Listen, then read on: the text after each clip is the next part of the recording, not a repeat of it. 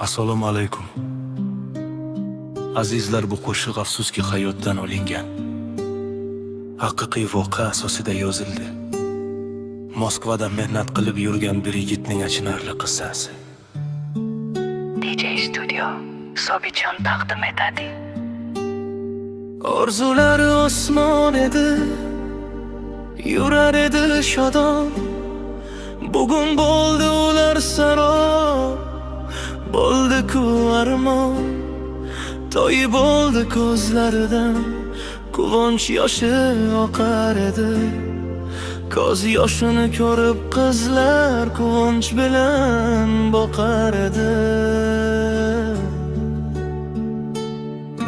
Orzu qildi shirin hayot, orzu qildi belanchak. Baxti qaro bo'lib qoldi, 2 oylik kelinchak. 2 oy kelin bo'ldi, bugun bo'ldi azador. Dardiga kim darmon bo'lar, kim bo'lar unga mador? DJ Studio Sobitjon taqdim etadi. To'ymagandi yorining didorida, malhamdirmi uning huzuriga bo'lganida, yonidan hech jilmasdi. Bugun o'zin qalbini o'zi yig'lab tilmasdi. 15 yoshda judo bo'ldi yolg'iz onajonidan. Bugun bo'lsa ayrildi sevgan yori jonidan. Moskvada yurib jonin alishgan pulga yori, orqasidan yum yig'lar mushbiq ona izori.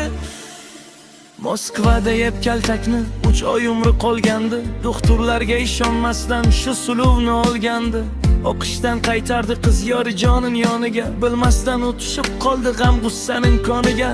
Ne ko'z bilan ko'rsinki uyga tobut yotar edi, qaynonasi tobut quchib go'yo toshdek ko'tar edi. DJ Studio Sobitjon taqdim etadi. Ey kelinchak sabr qilgin, Alloh ko'rar har holingni. Yoring ruhsi shod bo'lsin, duo qiligin har namozda.